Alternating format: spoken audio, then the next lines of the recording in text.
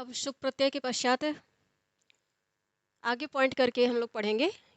शुभ प्रत्यय के विषय में शब्द रूप ये प्रकरण चल रहा है। शुभ प्रत्यय के विषय में हम लोगों ने पढ़ लिया।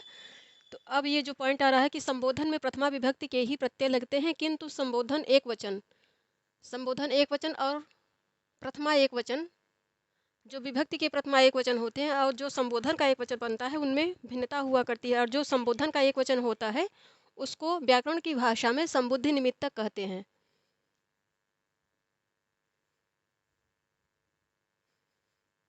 इस प्रकार है उसको उसका विशेष नाम है संबुद्धि निमित्तक। तो इस प्रकार है जो संबोधन एक वचन है वह संबुद्धि निमित्तक बोला जाता है, कहा जाता है व्याकरण की भाषा में या फिर वैयाकरणों की भाषा में। और प्रथमा एक वचन में संबुद्धि निमित्तक में भिन्नता हुआ करती है। यही बात कर रहे हैं कि रूपों में अंतर होता है। शब्दों के विभिन्न रूपों में भेद होने के कारण संज्ञा आदि को 3 वर्गों में विभक्त किया जाता है। ये संस्कृत व्याकरण की दृष्टि से है।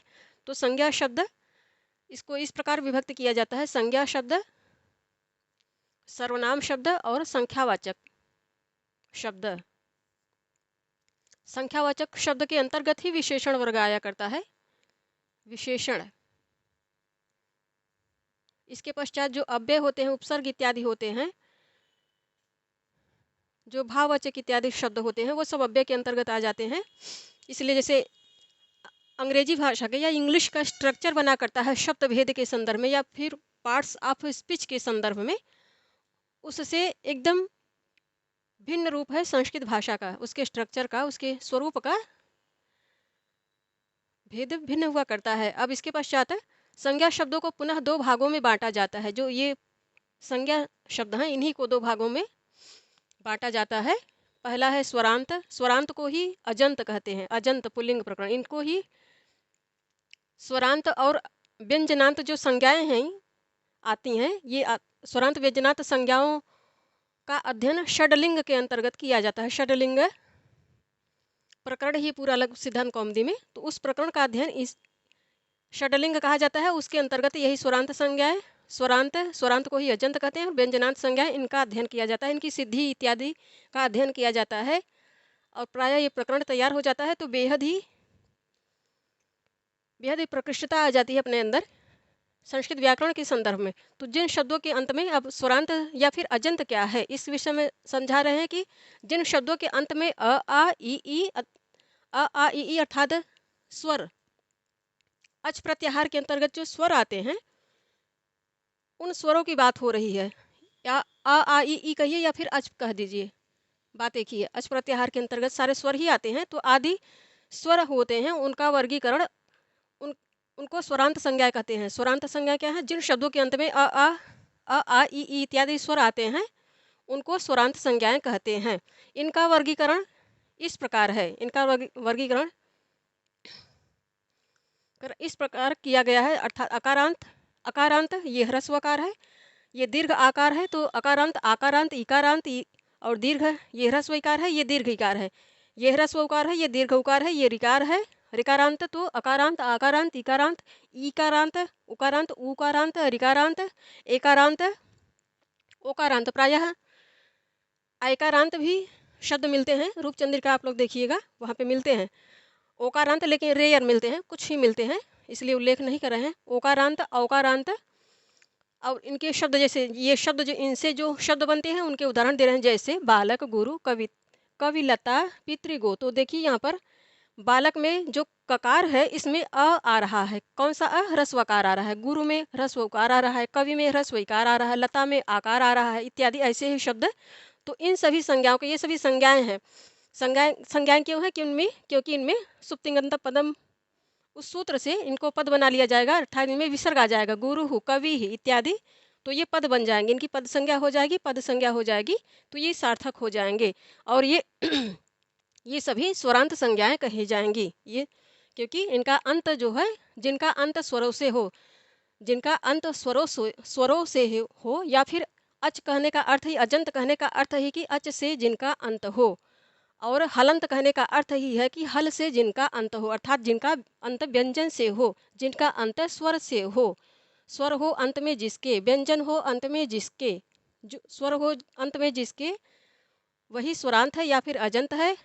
हल हो अंत में जिसके वही व्यंजनांत है या फिर हलंत है। तो इस प्रकार इनको समझेंगे। अब आगे व्यंजनांत संज्ञाएं, स्वरांत संज्ञाओं के विषय में हम लोग पढ़ लिया कि जिन शब्दों के अंत में अ आ इत्यादि सारे स्वर आया करते हैं उनको स्वरांत या फिर अजंत कहते हैं। अब व्यंजनांत किसको कहते हैं, व्यंजनांत या फिर हलंत किनको कहते हैं, तो व्यंजनांत या हलंत यहाँ पे दूसरी हेडिंग डाल के पढ़ेंगे। जिन शब्दों के अंत में क च ट त आदि जो व्यंजन हल वर्ण के, हल प्रत्याहार के अंतर, पाणिनि अष्टाध्याय में हल प्रत्याहार आता है। जैसे यहाँ पे अच प्रत्याहार आता है तो अच के अंतर्गत सारे स्वर आ जाते हैं। अब इसी प्रकार हल आया करता है, हल प्रत्याहार। तो देखिएगा आप लोग प्रत्याहार बना के, हल प्रत्याहार के अंतर्गत संस्कृत वर्णमाला में जितने व्यंजन है वो सब आ जाते हैं। तो उसी की बात कर रहे हैं कि हल हो अंत में जिसके वही हलंत है या फिर वही व्यंजनांत है। जिन शब्दों के अंत में क च ट त प आदि व्यंजन होते हैं उन्हें व्यंजनांत कहते हैं। जैसे अंग ञ अड़ा नम, अंग ञ अड़ा, अंग ञ अड़ और यकार, इन पांचों को छोड़कर प्रायः सभी व्यंजनों से अंत, सभी व्यंजनों में अंत होने वाले शब्द पाए जाते हैं। इनमें च ज त बस पाए अंग ञ अड़ा और यकार को छोड़कर प्रायः सभी व्यंजनों में अंत होने वाले पद या शब्द या फिर संज्ञा शब्द मिला करते हैं, किंतु कुछ शब्दों में अंत होने वाले पद या फिर संज्ञाएं ज़्यादा मिलती हैं, ज़्यादा मात्रा में मिलती हैं, और कुछ में कम मात्रा में मिलती हैं, किंतु मिलती हैं। प्रायः नहीं मिलती हैं तो अंगकार में अंत होने वाली, इञकार में अंत होने वाली, णकार में, यकार में अंत होने वाली व्यंजनांत संज्ञाएं नहीं मिलती हैं, इसीलिए इनको अलग कर दिया गया है। और उसी बात को कहा गया है कि इनमें भी च ज त द ध न श, तालव्य शकार, मूर्धन्य शकार, दंती शकार और ह व्यंजनों में अंत होने वाले शब्द अधिकतर प्रयुक्त होते हैं, क्योंकि जिनका ज़्यादा प्रयोग होता है संभाषण में, लेखन में, उन्हीं के शब्दरूप भी ज़्यादा प्राप्त होते हैं, और जिनका कम प्रयोग होता है उनके शब्दरूप कम प्राप्त होते हैं। तो इनकी गणना चकारांत, जकारांत, तकारांत, दकारांत, धकारांत, नकारांत, पकारांत, भकारांत। तो चकारांत कहने का अर्थ है चकार से, च हल वर्ण से या फिर च इस व्यंजन वर्ण से अंत हो जिनका ऐसे संज्ञा शब्द, ज इस हल वर्ण से या फिर इस व्यंजन वर्ण से अंत हो जिनका ऐसे नाम शब्द या फिर संज्ञा शब्द। तो अकारांत, चकारांत, जकारांत, हकारांत इत्यादि को ऐसे ही समझना चाहिए, अर्थात हकार हो अंत में जिनके, दकार हो अंत में जिनके ऐसे संज्ञा शब्द। इसी प्रकार जैसे संज्ञा शब्द बनते हैं, स्वरांत व्यंजनांत होते हैं, इसी प्रकार क्रियाएं भी होती हैं। क्रियाओं के भी अंत में स्वर आया करते हैं और अंत में व्यंजन आया करते हैं। तो वहाँ क्रियाओं को भी, अर्थात भाव जिनको कहते हैं वही क्रिया है, क्रिया जिसको कहते हैं वही भाव है व्याकरण की भाषा में। तो जैसे नाम या फिर संज्ञाओं को स्वरांत और व्यंजनांत में बांटा गया है, वैसे ही क्रियाओं को फिर या फिर भाव को भी स्वरांत और व्यंजनांत में बांटा जाता है। तो इससे होता है कि स्वरांत क्रियाएं कौन है, व्यंजनांत क्रियाएं कौन है, ऐसे ही उनको भी कैटेगराइज किया जाता है। इसे याद करने की सुविधा की दृष्टि से, संभाषण में प्रयोग इत्यादि की सुविधा की दृष्टि से ऐसा किया गया है। तो चकारांत, जकारांत, तकारांत, दकारांत, धकारांत, नकारांत, पकारांत, भकारांत, रकारांत, वकारांत, शकारांत, शकारांत, सकारांत, हकारांत आदि रूपों में इनकी गणना की जाती है। यथा जैसे जलमुच है, भूभृत, श्रीमत, जगत, राजन, दिश, पयस आदि। इस प्रकार ये पॉइंट हो गया। अब कुछ और जो पॉइंट आ रहे हैं इसके पश्चात सीधे शब्द रूप आ रहे हैं। कुछ स्वरांत संज्ञाएं हैं और कुछ व्यंजनांत संज्ञाएं हैं। तो जितने शब्द रूप या फिर जिन स्वरों के संबंध में शब्द रूप आ रहे हैं, जिन व्यंजनों के संदर्भ में शब्द रूप आ रहे हैं, उनका अध्ययन हम लोग यहाँ पे लिख के कर लेंगे। तो पढ़ते हैं।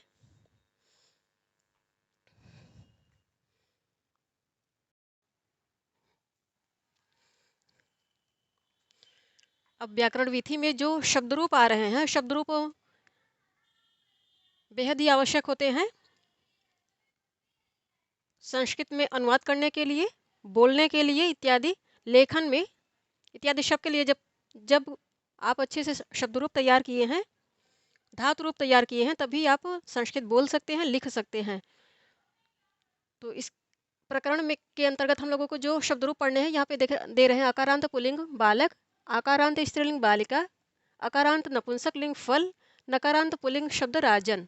इतने शब्द रूप इस प्रकरण में शब्द रूप सामान्य परिचय के अंतर्गत आ रहे हैं। तो जितने आ रहे हैं उतने शब्द रूपों का हम लोग अध्ययन करेंगे।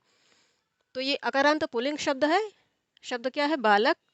ये हो गई विभक्ति, इधर विभक्ति लिखिए। फिर ये वचन हो गए, एक वचन, द्विवचन, बहुवचन। संस्कृत में वचन 3 होते हैं, यद्यपि हिंदी में 2 ही होते हैं, एक वचन और बहुवचन।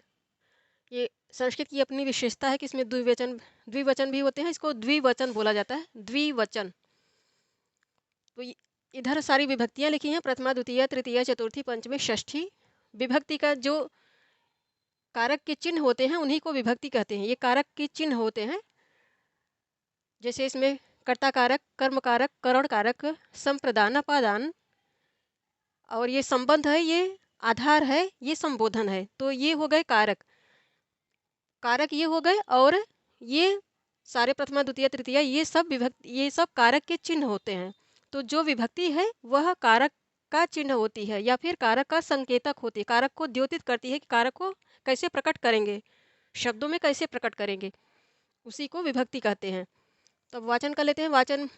पहले वाचन कर लेते हैं, फिर देखते हैं कि इनमें सिमिलरिटी क्या आ रही है, कैसे इनको याद किया जाता है। तो बहुत लोग ऐसे होते हैं कि ट्रिक के लिए पहले प्रथमा से लेकर सप्तमी तक या फिर संबोधन तक सारे एक वचन का अध्ययन कर लेते हैं, फिर प्रथमा 2 वचन से लेकर और संबोधन 2 वचन तक, इस प्रकार इनका अध्ययन कर लेते हैं, फिर इनका अध्ययन कर लेते हैं। तो जैसी भी सुविधा हो, वाचन इनका नियमित करना ही चाहिए हम लोगों को। बिना वाचन किए इनमें गति नहीं आया करती है। चाहे आप इस प्रकार से वाचन करें, चाहे आप इस प्रकार से वाचन करें, वाचन होना चाहिए नियमित रूप से। और नियमित रूप से वाचन होता है तभी ये मुख में आ पाते हैं, और तभी हम इनका सम्यक प्रयोग कर पाते हैं, शुद्ध प्रयोग कर पाते हैं। बिना नियमित वाचन के इनका शुद्ध प्रयोग नहीं कर पाते, क्योंकि पदे पदे पर तब कन्फ्यूजन हुआ करता है कि यहाँ क्या होगा, यहाँ क्या होगा। जैसे हलंत कहाँ आ रहा है, हलंत इत्यादि का विसर्ग कहाँ आ रहा है, ये सब चीज़ें ध्यान देने लागे। कहाँ पे दंती सकार आ रहा है, जैसे यहाँ कहाँ तालव्य शकार आ रहा है, इत्यादि का ध्यान देना पड़ता है। तो उनको ऐसे हाईलाइट करके लिखे, तो वो चीज़ें फिर वाचन के समय बार बार वो नज़र के सामने आती हैं, तो याद हो जाती हैं, दिमाग में बैठ जाता है कि ये ऐसा है। तो उनका वाचन कर लेते हैं। प्रथमा विभक्ति में बालकः बालकौ बालकाः, द्वितीया में बालकम बालकौ बालकान्, तृतीया में बालकेन बालकाभ्याम बालकय्य, चतुर्थी में बालकाय बालकाभ्याम बालकेभ्यः, पंचमी में बालकाद् बालकाभ्याम बालकेभ्यः, षष्ठी में बालकस्य बालकयोः बालकानां, सप्तमी में बालके बालकयोः बालकेषु। अब संबोधन में हे बालक, हे बालकौ, हे बालकाः। तो संबोधन में प्रथमा एक वचन में संबोधन प्रथमा एक वचन, और विभक्ति का प्रथमा एक वचन देखिए भिन्न है। यहाँ पे विसर्ग आ रहा है, यहाँ विसर्ग नहीं आ रहा है, यहाँ पर संबोधन का चिन्ह आ रहा है। अब इस प्रकार तो बालका बालका बालका है, इसको कहा जाता है एक बालक ने, दो बालक ने, बहुत से बालकों ने। एक बालक को, दो बालकों को, बहुत से बालकों को, क्योंकि यहाँ पे जो को चिन्ह आएगा उसी को द्वितीय विभक्ति कहते हैं। तो ये कर्म कारक कहेंगे तो ये कारक हो गया, और जब इसको को कहेंगे तो इसको का जो संकेत करेगा उसको विभक्ति कहेंगे। यही फर्क होता है विभक्ति और कारक में।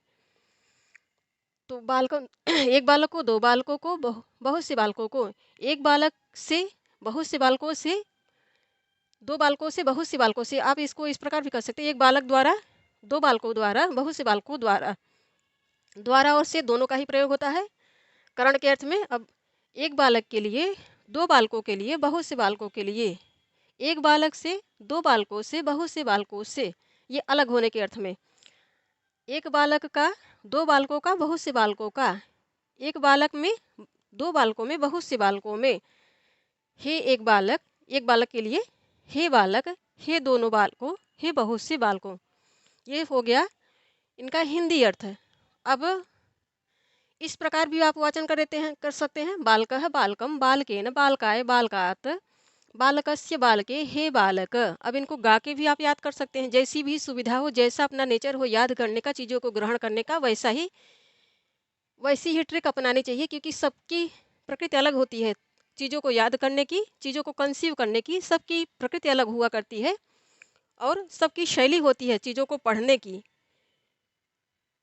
तो एक ही नियम सबके संदर्भ में नहीं लागू होता है, या फिर ट्रिक काम नहीं करती है। ट्रिक इसी प्रकार, यदि आपको ऐसी सुविधा पड़ती है तो इस प्रकार याद करिए, यदि आपको ऐसी सुविधा पड़ती है तो ऐसे याद करिए।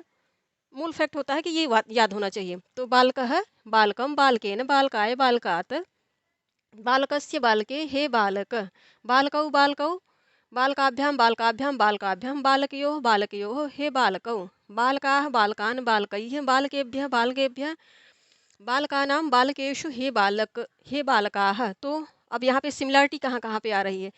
तो प्रथमा प्रथमा दो वचन, द्वितीय दो वचन सिमिलर हैं। अकारांत पुल्लिंग शब्द में आप ट्रिक अपनाइए कि प्रथमा दो वचन याद हो जाए। प्रथमा दो वचन तैयार है तो समझिए द्वितीय दो वचन भी अपने आप तैयार है। इसी प्रकार तृतीया चतुर्थी पंचमी का दो वचन में से किसी एक को तैयार कर लीजिए, समझिए बाकी दोनों तैयार हैं। और इसी प्रकार षष्ठी सप्तमी दो वचन तैयार कर लीजिए तो समझिए कि एक तैयार है। एक तैयार है तो मतलब एक तैयार, इसका एक, दो और तीन, सातों विभक्ति में ये तीन तैयार, तीन याद है तो बाकी सब याद हैं।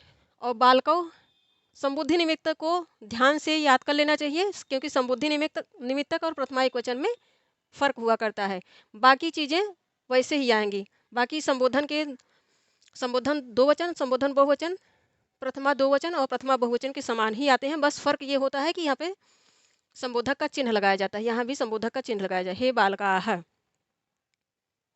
जैसे यहाँ पे दे रहे हैं, तो ये याद है, मतलब संबोधन दो वचन और संबोधन बहुवचन भी याद है स्वतः ही। अब चतुर्थी पंचमी बहुवचन में भी सिमिलरिटी आ रही है। बस इतने ही स्थानों पे सिमिलरिटी आ रही है, बाकी सब चीज़ें डिफरेंट हैं। तो ये सिमिलर हो गया। सिमिलरिटी कितने स्थानों पे आ रही है? एक, दो, तीन, चार, चार स्थानों पे आ रही है। तो यही ट्रिक है, इनको हाईलाइट करके रखना चाहिए। जब भी कॉपी में लिख रहे हैं या फिर पुस्तक में ही, तो पुस्तक में आप पेंसिल से हाईलाइट मार्क कर सकते हैं, इसको हाईलाइट कर सकते हैं। तो हाईलाइट करने का अभिप्राय ये है कि बस एक तैयार है तो मतलब सब तैयार है। वैसे नियमित रूप से वाचन इनका करना ही चाहिए। और फिर हलंत देखना चाहिए कहाँ कहाँ हलंत आ रहा है। तो ये द्वितीय एकवचन में हलंत आ रहा है, द्वितीय बहुवचन में हलंत आ रहा है और षष्ठी बहुवचन में हलंत आ रहा है। ये चीज़ें भी मार्क करके रखनी चाहिए। यहाँ फिर बालकाभ्याम बालकाभ्याम बालकाभ्याम अर्थात चतुर्थ तृतीया से लेकर पंचमी तक दो वचनों में भी हलंत आ रहा है। ये चीज़ें भी मार्क करके ऐसे रखनी चाहिए कि यहाँ यहाँ हलंत चीज़ें हलंत लग रही हैं। याद करने में यही यही जो चीज़ें हाईलाइट करने लायक हैं, ध्यान देने लायक हैं। बाकी सब तो कॉमन रूप से ऐसे ही चला है। शब्द रूप नियमित वाचन करेंगे तो ये सब याद भी हो जाती हैं। और फिर कह रहे हैं कि वृक्ष, अध्यापक, छात्र, नर, देव आदि सभी अकारांत पुल्लिंग शब्दों के रूप इसी प्रकार अर्थात बालक के समान ही चलेंगे।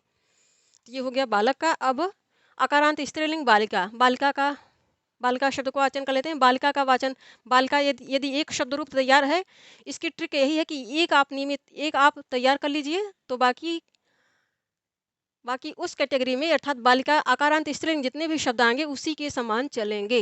ये ट्रिक काम करती है। लेकिन वाचन नियमित रूप से सभी शब्दों का करना चाहिए, सभी शुबंत या फिर संज्ञा शब्दों का करना चाहिए। इससे ये होता है कि यदि एक एक को अपनाकर, एक को याद करके बाकी में वही ट्रिक लगाने की कोशिश करते हैं तो बहुत से ऐसे चीज़ें हैं जो मिस होने लगती हैं।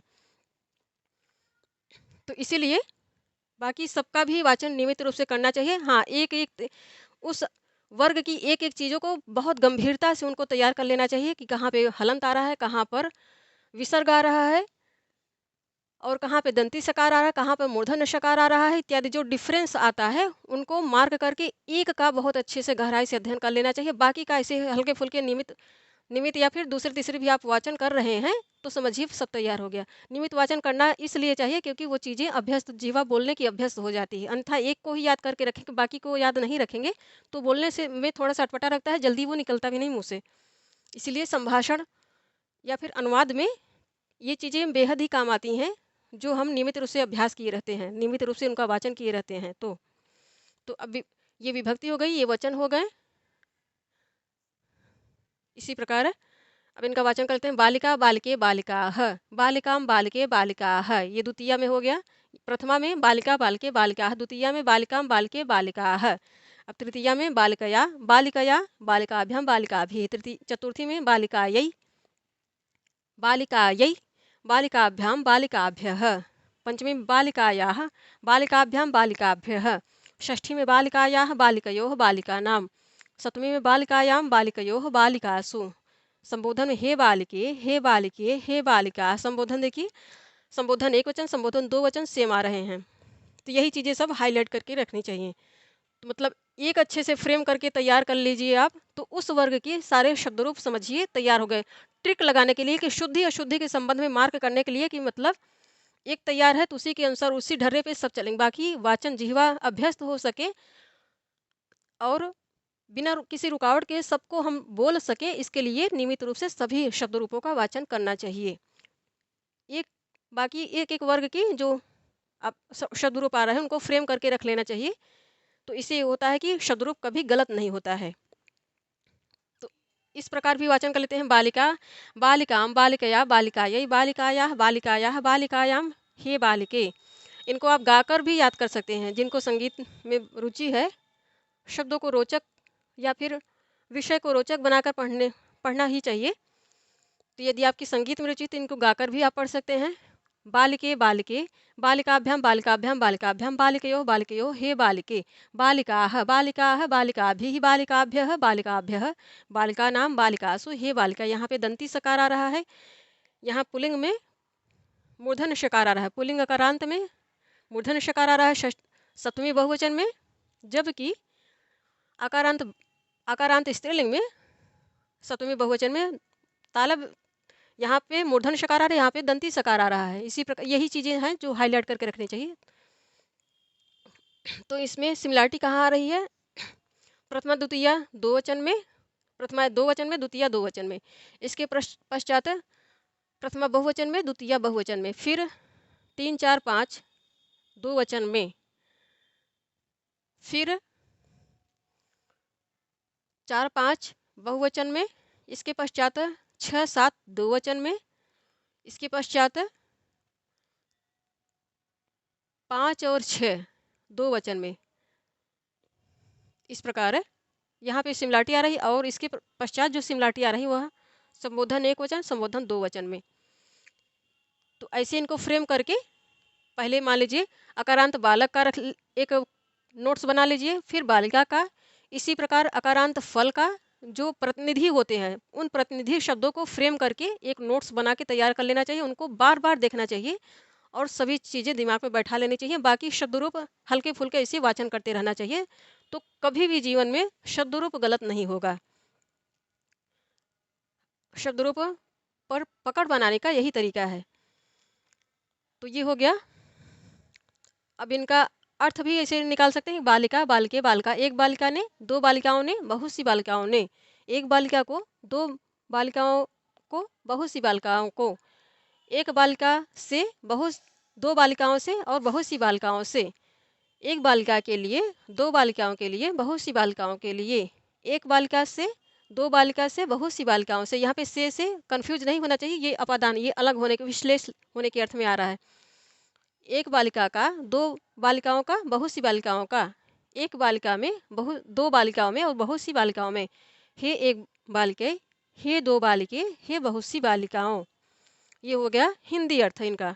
अब यहाँ पे बता रहे हैं कि लता, बाला सभी आकारांत हैं। लता, बाला, विद्या इत्यादि सभी आकारांत स्त्रीलिंग, आकारांत स्त्रीलिंग शब्दों के शब्दरूप इसी प्रकार होंगे। तो इनको फ्रेम बना के ऐसे ही जो भी प्रतिनिधि शब्द आ रहे हैं उनको ऐसे फ्रेम बना के नोट्स बनाइए, तो शब्दरूप कभी गलत नहीं जाएगा। और नोट्स बना के उनको नियमित वाचन करिए, नियमित उनको, बल्कि अच्छा होगा कि एक दो बार उनको लिख लिख कर अभ्यास कर लेना चाहिए। कभी भी शब्दरूप जीवन में गलत नहीं जाएगा इस ट्रिक से तैयार करने में। अब इसके पश्चात ये पुल्लिंग बालक हो गया, फिर स्त्रीलिंग बालिका हो गया, इसके पश्चात नपुंसक लिंग फल है और राजन। इनका भी इन दोनों का ही, इन दोनों शब्द रूपों का वाचन कर लेते हैं। ये इसके पश्चात ये प्रकरण समाप्त हो जाएगा।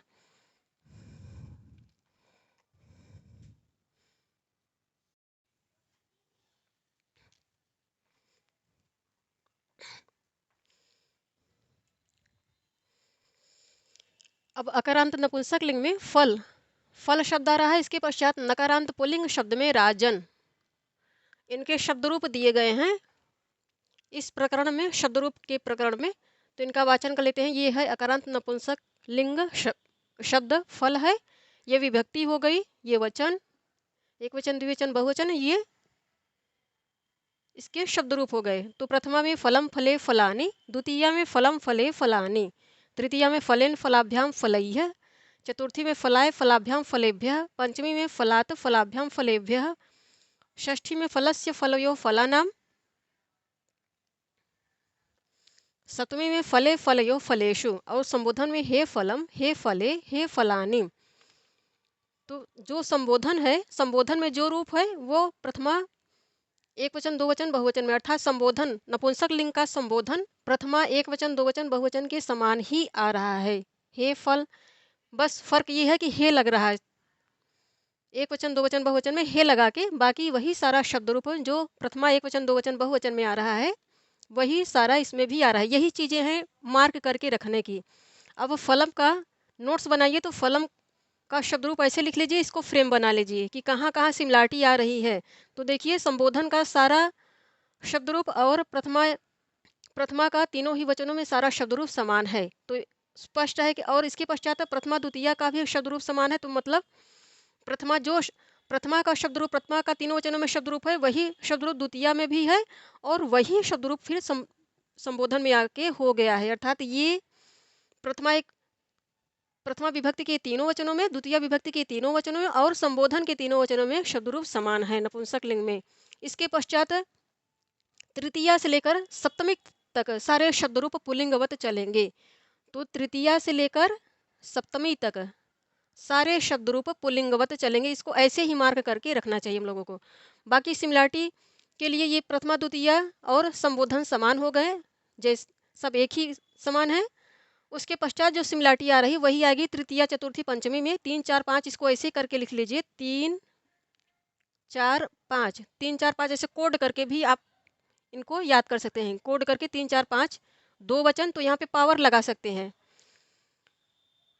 जैसे ये तृतीया है तो 3 का पावर 2, 4 का, अब ये चतुर्थी तो 4 का पावर 2, 5 का पावर 2, इस प्रकार से कोड करके याद करने की सुविधा की दृष्टि से। इसके पश्चात 4 5 बहुवचन सेम है और 6 7 दो वचन सेम है। बाकी चीज़ें डिफरेंट आ रही हैं, जैसे पुल्लिंग में आ रहा है। जो सिमिलरिटी आ रही है यहाँ पे आ रही है,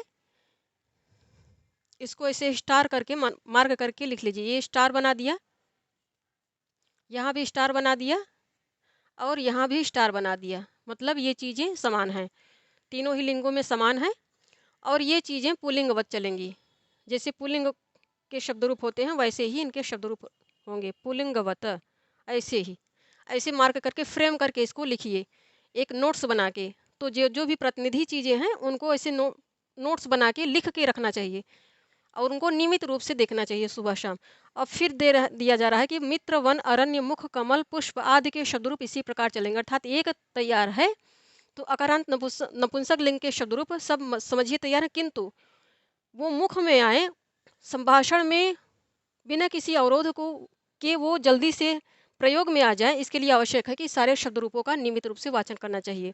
इसीलिए वाचन कराया जाता है सारे शब्द रूपों का, सारे धातु रूपों का।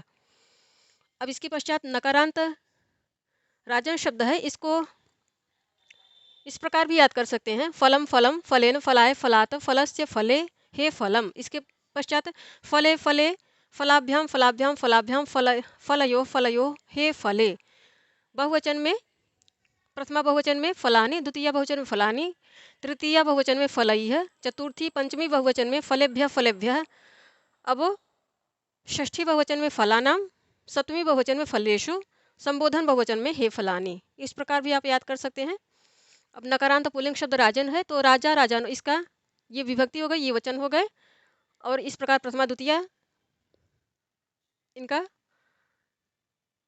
ये विभक्ति इनके चिन्ह हो गए कि कैसे इनके चिन्ह आएंगे प्रथमा में, द्वितीय में, तृतीया में। तो प्रथमा से लेकर सप्तमी तक ये इनकी संख्याएं हो गई और ये संबोधन हो गया। तो वाचन कर लेते हैं इनके शब्द रूप का।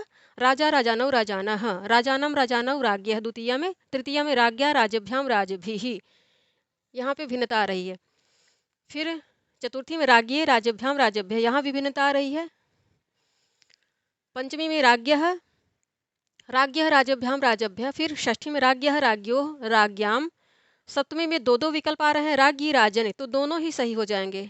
इनको वाचन करते समय अभ्यास करते समय जो विकल्प आया करता है उसको भी साथ में वाचन करना चाहिए, कभी उसको छोड़ना नहीं चाहिए कि एक एक बस रट्टा मार लिया उसको छोड़ दिया।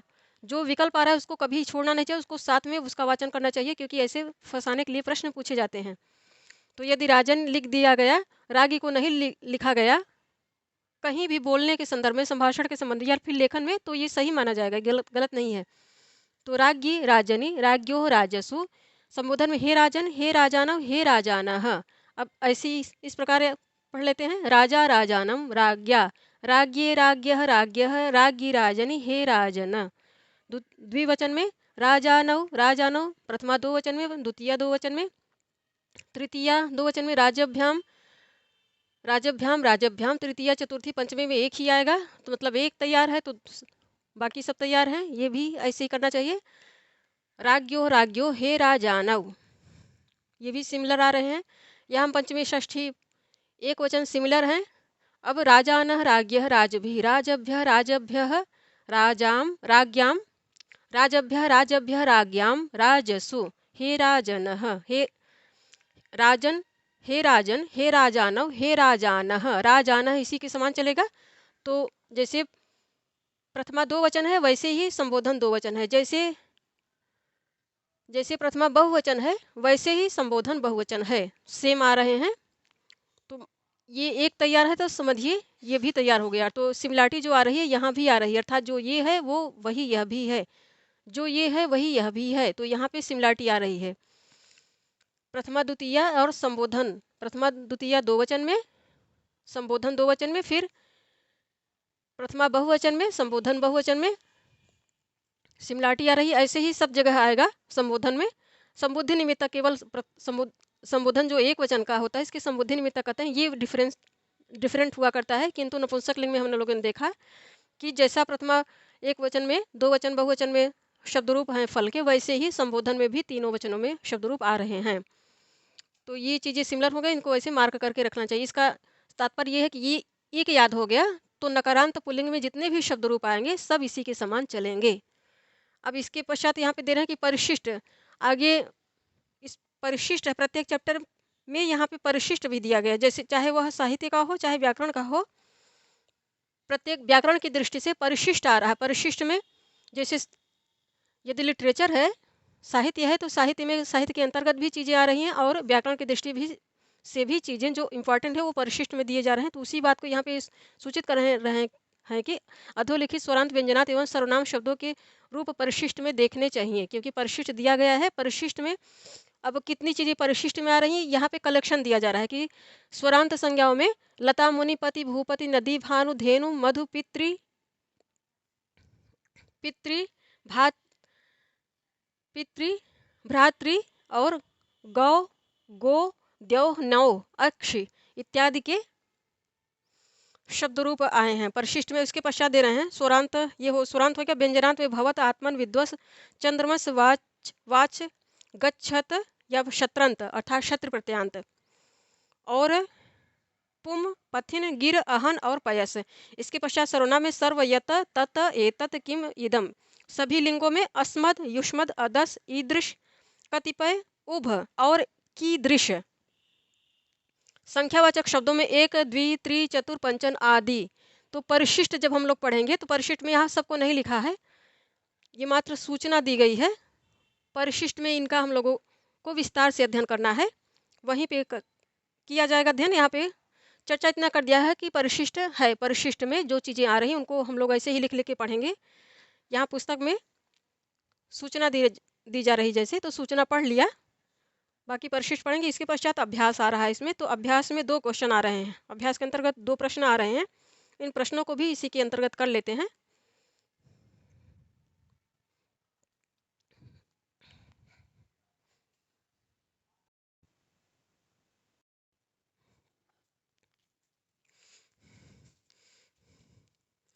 शब्द रूप सामान्य परिचय, इस चौथे अध्याय के अंतर्गत अभ्यास कार्य भी आ रहा है, तो उसमें अभ्यास कार्य में दो क्वेश्चन पूछे जा रहे हैं। दो क्वेश्चन के अंतर्गत 10 एक क्वेश्चन है ये, उसके अंतर्गत 10 ऐसे शब्द हैं जहाँ पे शब्द रूप भरना है और उनको भर के पूरा करना है। वाक्यों को 10 वाक्यों को शब्द रूप उचित शब्द रूप भर के पूरा करना है। क्वेश्चन एक ही है किंतु इसमें जो वाक्य आ रहे हैं वो 10 हैं। ऐसे ही पुस्तक खोल लीजिए आप लोग भी। तो अब इन वाक्यों में कौन सी विभक्ति के लिए कौन से शब्द को किस विभक्ति में, किस वचन में और किस लिंग में ले आना है, इसका हिंट दे रहे हैं या फिर संकेत दे रहे हैं कोष्ठक में। उसी वाक्य के बगल में कोष्ठक में संकेत दे रहे हैं, तो उसी के अनुसार शब्द रूप चलाकर उस शब्द रूप को हम लोगों को यहाँ पर रखना है। तो पहली लाइन में जो वाक्य आ रहा है वह है जलम पवित्रम वर्तते, जलम पवित्रम वर्तते। अब यहाँ पर गंगा शब्द दिया है तो ये स्पष्ट है कि आकारांत स्त्रीलिंग का शब्द है, गंगा शब्द है, इसको षष्ठी एक वचन में लिखना है। तो इसका शब्द रूप एकदम बालिका के समान चलेगा, जैसे बालिका का शब्द रूप चलता है। आप लोग बालिका का शब्द रूप खोल भी सकते हैं, पुस्तक सामने रखिए, बालिका का शब्द रूप खोल लीजिए। तो इसका बालिका के समान शब्द रूप चलेगा, किंतु शब्द रूप गंगा को पढ़कर ही चलाएंगे। तो गंगा गंगे गंगाह, आप लोग भी पुस्तक में देखते जाइए। गंगा गंगे गंगाह, गंगाम गंगे गंगाह, फिर गंगया गंगाभ्याम गंगाभिः, गंगायै गंगाभ्याम गंगायै, चतुर्थी में गंगायै गंगाभ्याम गंगाभ्यः, फिर पंचमी में गंगायाः गंगाभ्याम गंगाभ्यः, फिर षष्ठी में गंगायाः गंगयोः गंगानाम, गंगायाः गंगायाः गंगयोः गंगानाम, षष्ठी एक वचन में गंगायाः, षष्ठी दो वचन में गंगयोः, षष्ठी बहुवचन में गंगानाम। यहाँ पे दिया है बालिकायाः बालिकयोः बालिकानाम, वैसे ही शब्द रूप चलेगा। तो गंगा है, षष्ठी एक वचन में लिखना है गंगायाः, ये शब्द रूप बनेगा गंगायाः जलम पवित्रम वर्तते। अब दूसरे वाक्य में जो पद आ रहा है वह है बालिका, बालिका तृतीया बहुवचन में लिखना है, बालिका का शब्द रूप तृतीया बहुवचन में लिखना है। इदम कार्यम कृतम, तो बालिका बालिके बालिकाः, बालिकां बालिके बालिकाः, बालिकया बालिकाभ्याम बालिकाभिः, पुस्तक में देख भी सकते हैं बालिकाभिः, इदम कार्यम बालिकाभिः बालिकाभिः, इदम कार्यम कृतम, गंगायाः जलम पवित्रम वर्तते, गंगा का जल पवित्र या फिर गंगा का पानी पवित्र होता है, बालिकाओं द्वारा इस कार्य को किया गया। फिर प्रातः भानुः उदेति, प्रातः भानुः उदेति, भानुः उदेति, प्रातः भानुः उदेति, तो प्रातः या प्रातः काल में सुबह सूर्य कहाँ पर उगता है, तो गगन शब्द दिया गया, गगन सप्तमी, गगन को सप्तमी एक वचन पे में ले आकर रखना है यहाँ पे इस वाक्य में। तो गगन शब्द नपुंसक लिंग है, नपुंसक लिंग में इसका शब्द रूप चलाएंगे तो कैसे चलेगा, फल के समान, फलम फले फलान जैसे चलता है शब्द रूप, वैसे ही सेम चलेगा ये भी। गगनम गगने गगनानि, गगनम गगने गगनानि, फिर गगनेन गगनाभ्याम गगनैः, गगनाय गगनाभ्याम गगनेभ्यः, गगनात् गगनाभ्याम गगनेभ्यः, पंचमी में, फिर षष्ठी में गगनस्य गगनयोः गगनानाम, फिर सप्तमी में गगने गगनयोः गगनेषु, सप्तमी एक वचन में रखना है तो ये गगने बन जाएगा, गगने, गगने प्रातः भानुः उदेति, आकाश में प्रातः सूर्य उदय होता है या सूर्य उदित होता है। अब धेनु, धेनु शब्द षष्ठी एक वचन में ले आना है, दुग्धम मधुरम भवति, तो किसका धेनु षष्ठी एक वचन में धेनु, तो ये क्या है, उकारांत स्त्रीलिंग का शब्द है, ये नपुंसक लिंग का शब्द है, आकारांत नपुंसक लिंग का शब्द है, ये आकारांत स्त्रीलिंग का शब्द है, ये भी आकारांत स्त्रीलिंग का शब्द है। अब ये उकारांत स्त्रीलिंग का शब्द है तो इसका शब्द रूप जब चलाएंगे तो धेनु धेनु धेनु धेनु धेनवः, और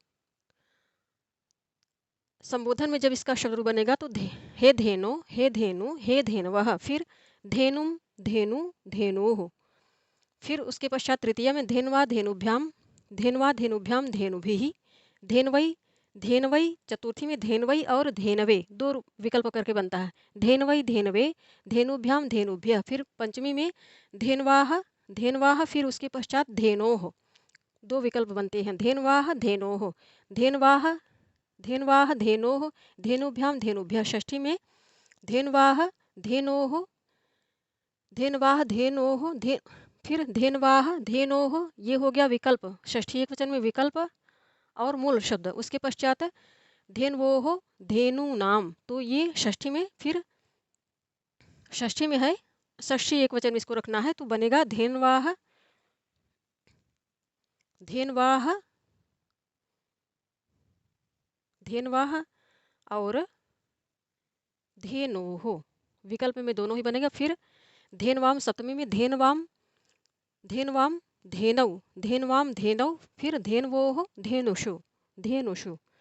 अब नौकया तरति तो नदी शब्द द्वितीय एक वचन में तो नदी ये ईकारांत स्त्रीलिंग शब्द है, इसका शब्द रूप चलाएंगे तो बनेगा नदी, नद्यौ, नद्यः। फिर द्वितीय नदीम, नद्यौ, नदीः। नदीम है द्वितीय एक वचन है तो इसको रखेंगे नदीम। यहाँ पे गाय का दूध मधुर या मीठा होता है। नदी, नदी में नौका से, नदी में नौका के द्वारा तैरता है।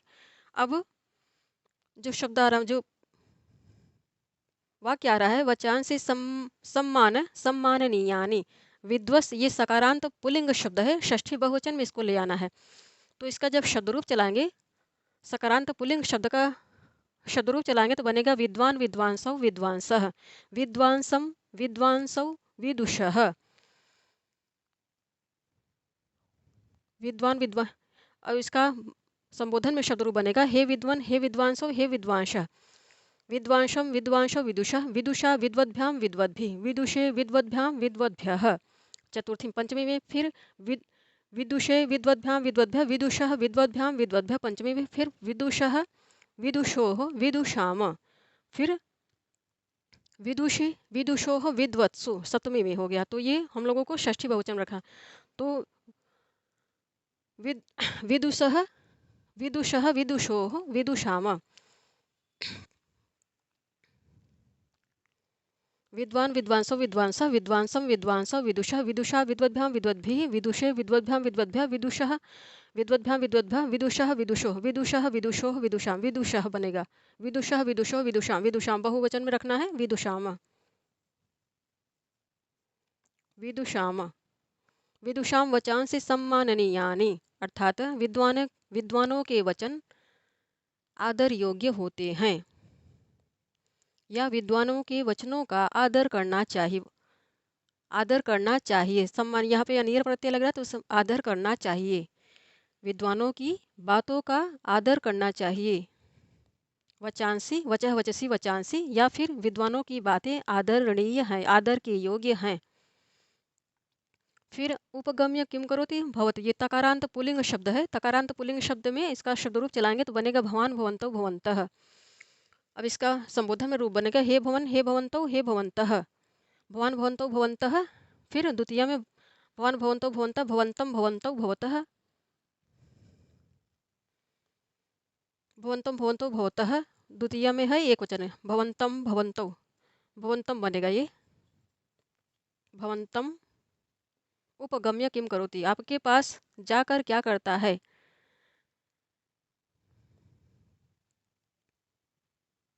उसके पश्चात ऐसे इसका शब्द रूप चलेगा, आप शब्द रूप चला सकते हैं। भवान, भवन्तौ, भवन्तः, भवन्तं, भवन्तौ, भवतः, भवता, भवद्भ्यं, भवद्भिः, भवता, भवद्भ्यं, भवद्भिः, भवते, भवद्भ्यं, भवद्भ्यः, भवतः, भवद्भ्यं, भवद्भ्यः, भवतः, भवतो, भवतां, भवति, भवतो, भवत्सु। इस प्रकार पूरा शब्द रूप हो गया। अब बालकेन पुष्पम त्रोटितम, तो ये गच्छत, ये भी तकारांत है, इसका शब्द रूप चलेगा गच्छन, गच्छन, गच्छन्तौ, गच्छन्तः। तृतीया क्योंकि ये शत्रंत है, क्षत्रिय प्रत्यय लग रहा है तो गच्छन, गच्छन्तौ, गच्छन्तः, गच्छन्तं, गच्छन्तौ, गच्छतः, गच्छता, गच्छद्भ्याम, गच्छद्भिः, गच्छते, गच्छद्भ्याम, गच्छद्भ्यः, गच्छतः, गच्छद्भ्याम, गच्छद्भ्यः, गच्छतः, गच्छतोः, गच्छतां, गच्छति, गच्छतोः, गच्छत्सु। यहाँ पे तृतीया वचन है गच्छता, तो ये बनेगा गच्छता। अब नवा है, नवा वाक्य है, बालकेभ्यः आचार्यः पुस्तकानि आनयत्, एतत् पुल्लिंग चतुर्थी बहुवचन में। इसका जब शब्द रूप चलाएंगे तो बनेगा एषः एतौ, एषः एतौ, एते, एतम, एतौ, एतानि, एतेन, एताभ्याम, एतैः, तस्मै, एताभ्याम, एतेभ्यः, एतस्मै, एताभ्याम, एतेभ्यः, एतेभ्यः, एतस्मै, एताभ्याम, एतेभ्यः। फिर एतस्मात्, एताभ्याम, एताभ्यः, एतस्य, एतोः, एतेषाम्, एतस्मिन्, एतयोः, एतेषु। इसका शब्द रूप इस प्रकार चलेगा। फिर बालिका उद्याने क्रीडन्ति, तत् स्त्रीलिंग प्रथमा बहुवचन में, तो तद ये दकारांत सर्वनाम है। स्त्रीलिंग में सब जब इसका शब्द रूप चलाएंगे तो बनेगा सा तेताः, ताम तेताः, तया ताभ्याम ताभिः, तस्यै ताभ्याम ताभ्यः, तस्याः ताभ्याम ताभ्यः, तस्याः तयोः तासाम, तस्याम तयोः तासु। तो ये साह बने, सा ते ताः, सा ते ताः है तत् का स्त्रीलिंग प्रथमा बहुवचन में, तो सा ते ताः, ये हो जाएगा ताः। ताः बालिकाः उद्याने क्रीडन्ति, वे बल वे बच्चियां या फिर वे बालिकाएं बगीचे में खेलती हैं। एतेभ्यः बालकेभ्यः, इन बच्चों के लिए आचार्य पुस्तकानि आनयत, आचार्य से एतेभ्यः बालकेभ्यः, चतुर्थी बहुवचन में है, एतेभ्यः बालकेभ्यः आचार्य पुस्तकानि, इन बच्चों के लिए आचार्य पुस्तक ले आते हैं। अब जाता हुआ बच्चा फूल तोड़ता है, तुम्हारे पास या आपके पास आकर क्या करता है, ये हो गया। अब इसमें जो दूसरा अभ्यास कार्य में जो दूसरा प्रश्न आ रहा है उसको हल कर लेते हैं हम लोग। वहाँ भी शब्द रूप से संबंधित ही है।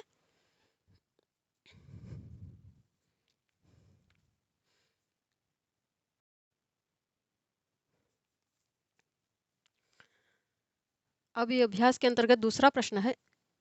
इस दूसरे प्रश्न में भी 10 वाक्य आ रहे हैं और उन वाक्यों में कोष्ठक में दिए गए उचित शब्द रूपों को चुनकर हम लोगों को भरना है।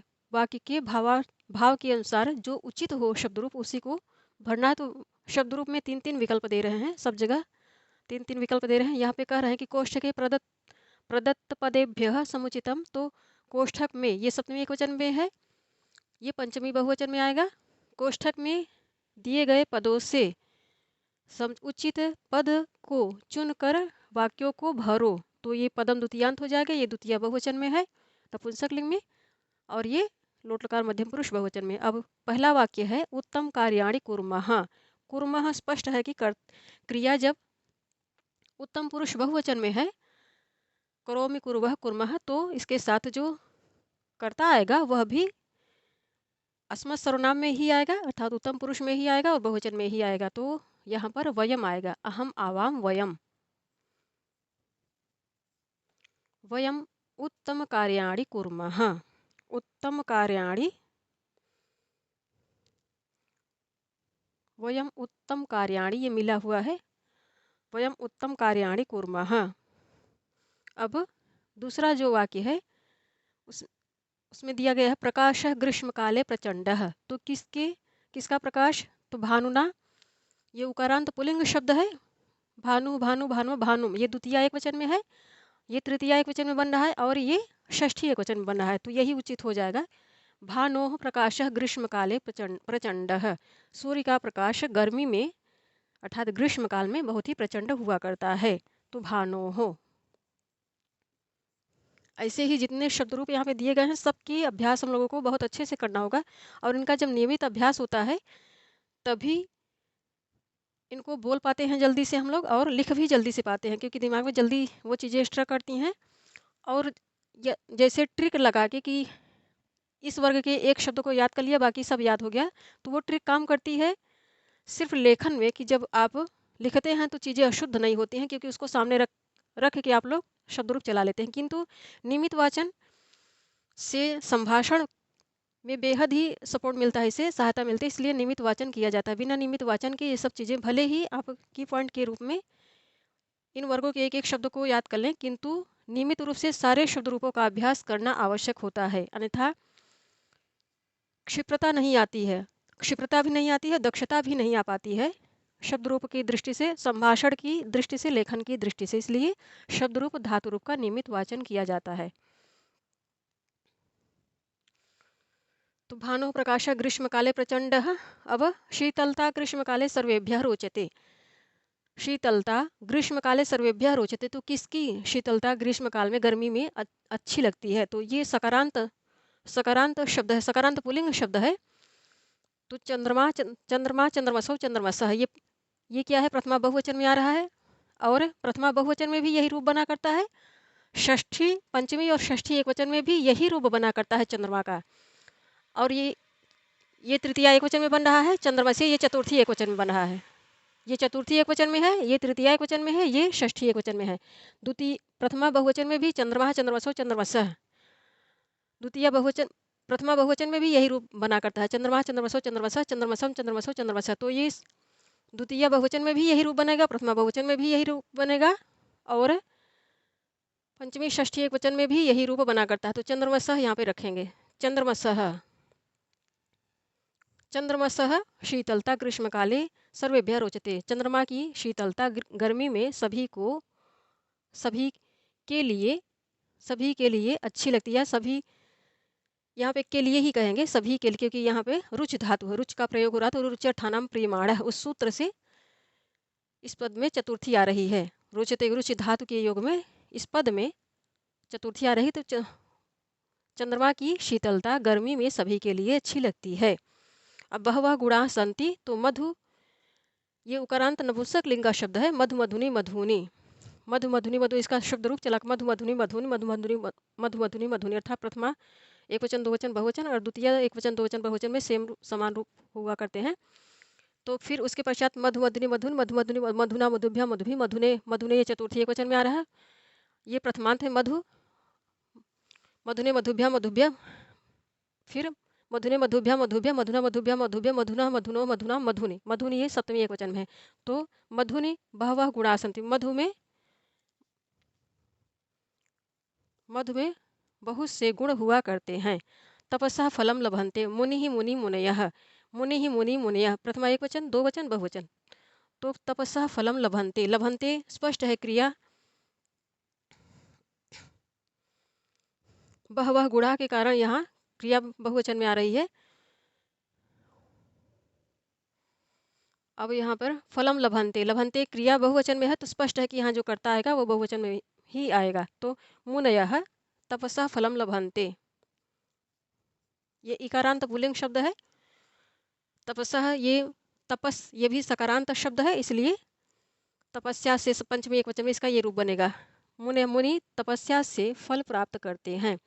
अब उत्तम बालकाः सेवन्ते, सेवन्ते, तो माता मातरौ मातरः, माता मातरौ मातरः, मातरम मातरौ मातृ, मात्रा मातृभ्याम मातृभी, ये मातरम जो है द्वितीय एक वचन बन रहा है, मातृ चतुर्थी एक वचन में बन रहा है, मातरी सप्तमी एक वचन में बन रहा है। तो उत्तमा बालकाः मातरम सेवन्ते, मातरम द्वितीयांत इस पद को रखेंगे, मातर नहीं रखेंगे, मातरम,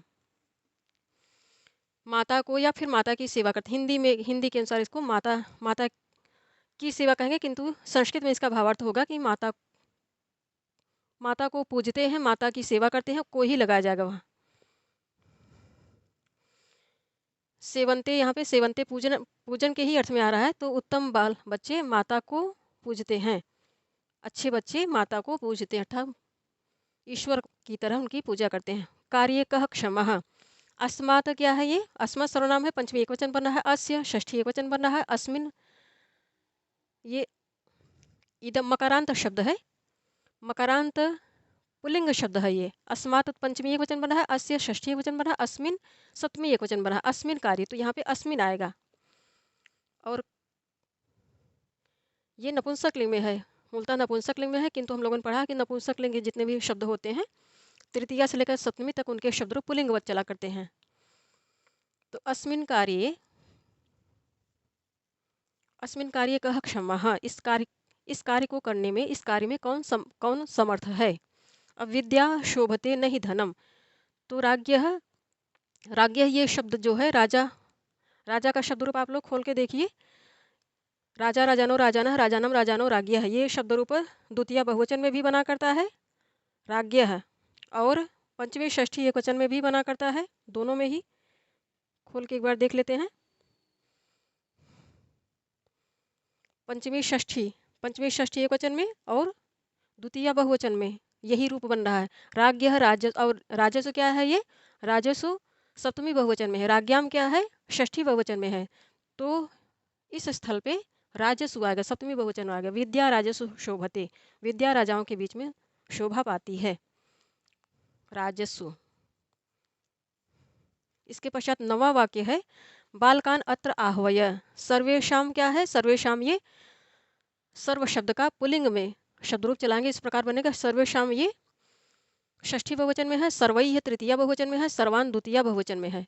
तो सर्वेशाम बालकान या सर्वान बालकान द्वितीय बनेगा, क्योंकि ये द्वितीय बहुवचन में शब्द आ रहा है, इसी के लिए ये ये विशेष्य है, ये इसका विशेषण है तो सर्वान आएगा यहाँ। सर्वान, सर्वः सर्वौ सर्वे सर्वं सर्वः सर्वान, सर्वान, सर्वेण सर्वाभ्याम सर्वैः सर्वस्मै सर्वाभ्याम सर्वेभ्यः सर्वस्मै सर्वाभ्याम सर्वेभ्यः सर्वस्मा सर्वाभ्याम सर्वेभ्यः सर्वस्य सर्वयोः सर्वेषां सर्वस्मै सर्वयोः सर्वेषु, इस प्रकार इसका शब्द रूप चलता है। तो सर्वान बालकान अत्र आह्वय, सभी बालकों को यहाँ पर बुलाओ। सन्मार्गम प्रदर्शयन्ति, साधु साधु साधवः, यहाँ पे प्रदर्शयन्ति बहुवचन में क्रिया है तो स्पष्ट है कि इसके साथ जो करता है बहुवचन में आएगा। साधु साधु साधव, उकारांत पुल्लिंग शब्द है, प्रथमा एक वचन, प्रथमा दो वचन, प्रथमा बहुवचन में शब्द रूप है ये, तो साधव हो जाएगा। साधव सन्मार्गम प्रदर्शयन्ति, इस प्रकार शब्द रूप सामान्य परिचय चतुर्थ अध्याय का हम लोगों ने अध्ययन कर लिया। शब्द रूप का जो प्रक्रिया होती है उसको भी पढ़ लिया है, अभ्यास कार्य भी संपन्न कर लिया है। तो ये चैप्टर खत्म हो गया। अब नेक्स्ट चैप्टर का अध्ययन करेंगे, अर्थात ये चौथा अध्याय है, 5वें अध्याय का अध्ययन करेंगे हम लोग। धन्यवाद साथियों आप सभी का।